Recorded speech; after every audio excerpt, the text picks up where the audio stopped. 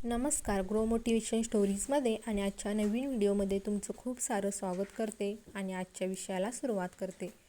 आजचा विषय आहे तो दुसऱ्या कुणाच्या प्रेमात पडला होता. रात्रीचे 11 वाजले होते. स्मिता हॉलमध्ये शांत बसली होती. घरात पूर्ण शांतता होती, पण तिच्या मनात मात्र हजारो प्रश्न चालू होते. टेबलवर ठेवलेला अमोलचा फोन अचानक वाजला. नोटिफिकेशनवर नाव दिसलं, मी तुझी वाट बघते. स्मिताच्या हातून फोन जवळजवळ खाली पडला. तिने फोन पुन्हा ठेवला. डोळ्यात पाणी आलं, पण आवाज मात्र बाहेर आला नाही. अमोल तिचा नवरा होता.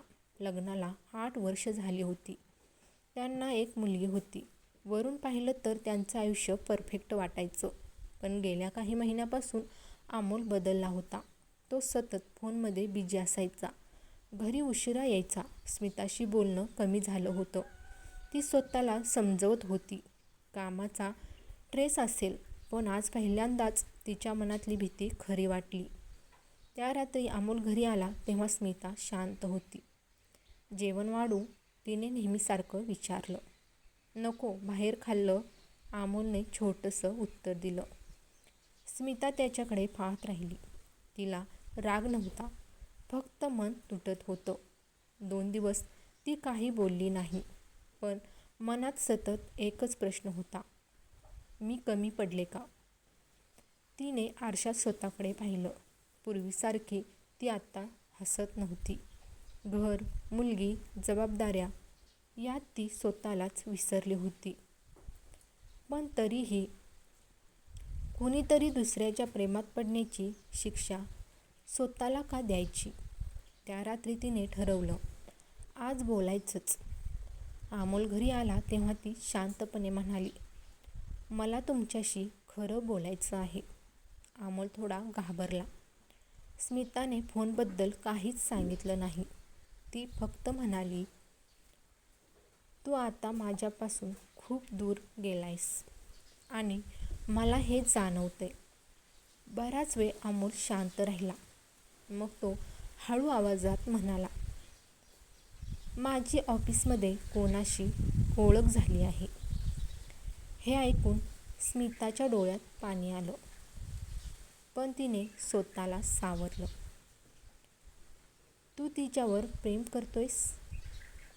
अमोलकडे उत्तर नव्हतं. तो फक्त म्हणाला, मला माहीत नाही हे कसं झालं. त्या क्षणी स्मिताला ओरडायचं होतं, रडायचं होतं, पण ती शांत राहिली.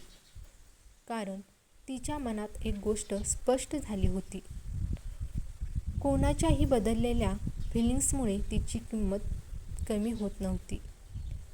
पुढचे काही दिवस घरात शांतता होती. स्मिता स्वतःला वेळ देऊ लागली. तिने पुन्हा पेंटिंग सुरू केलं. मैत्रिणीशी बोलू लागली. स्वतःसाठी बाहेर फिरायला जाऊ लागली.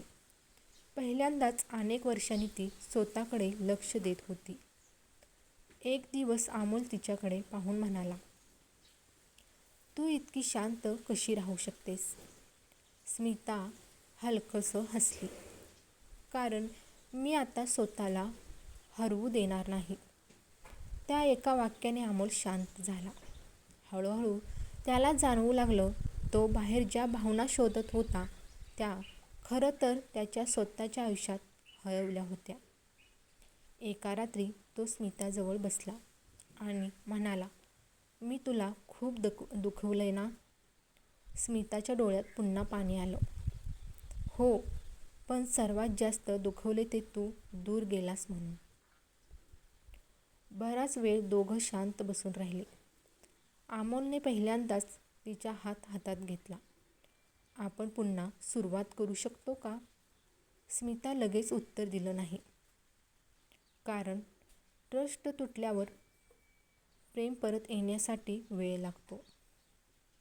पण त्या रात्री अनेक महिन्यानंतर दोघांनी मनापासून एकमेकांचं ऐकलं आणि स्मिता शेवटी एक गोष्ट समजली, कधीकधी नात्यात तिसरी व्यक्ती येण्याआधीच 2 माणसांमधला संवाद हरवलेला असतो. शेवट